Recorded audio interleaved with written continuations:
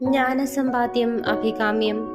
മക്കളെ, പിതാവിന്റെ ഉപദേശം കേൾക്കുവിൻ, അതിൽ ശ്രദ്ധിച്ച് അറിവ് നേടുവിൻ. ഞാൻ നിങ്ങൾക്ക് സതുപദേശം നൽകുന്നു, എൻ്റെ പാഠങ്ങൾ തള്ളിക്കളയരുത്.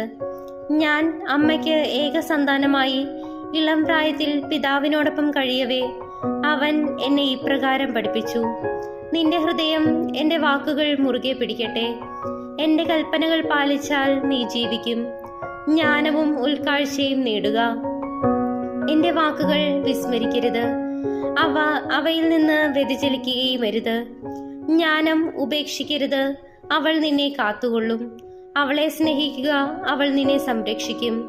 ജ്ഞാനം സമ്പാദിക്കുകയാണ് സർവപ്രധാനം. എന്തു ത്യജിച്ചും ജ്ഞാനം സമ്പാദിക്കുക. അവളെ അമൂല്യമായി കരുതുക, അവൾ നിനക്ക് ഉയർച്ച നൽകും.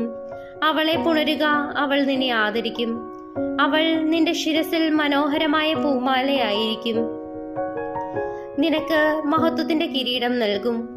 മകനെ, എൻ്റെ വാക്ക് നിന്റെ ഹൃദയത്തിൽ പതിയട്ടെ, അപ്പോൾ നിനക്ക് ദീർഘായുസ്സുണ്ടാകും.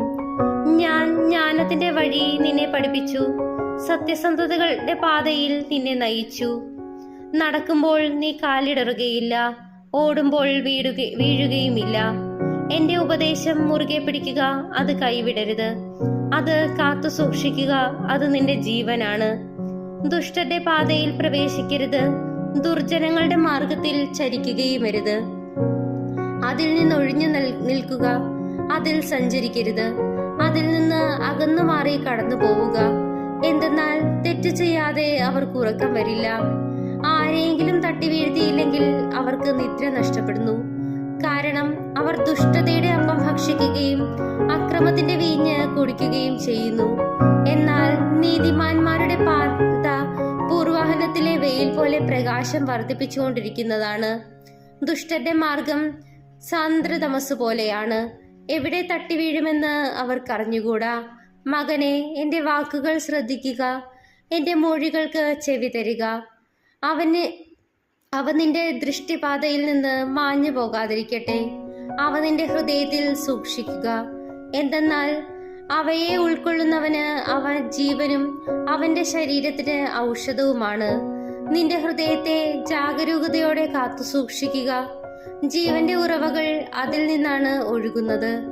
വക്രമായ സംസാരം നിന്നിൽ നിന്ന് അകറ്റിക്കളയുക. കുടില ഭാഷണത്തെ ദൂരെ അകറ്റുക. നിന്റെ ദൃഷ്ടി അവക്രമായിരിക്കട്ടെ, നിന്റെ നോട്ടം മുൻപോട്ട് മാത്രമായിരിക്കട്ടെ. നീ നടക്കുന്ന വഴികൾ ഉത്തമമെന്ന് ഉറപ്പിക്കുക, അപ്പോൾ അവ സുരക്ഷിതമായിരിക്കും. വലത്തോട്ടോ ഇടത്തോട്ടോ വ്യതിചലിക്കരുത്, തിന്മയിൽ കാൽ കുത്തുകയുമരുത്.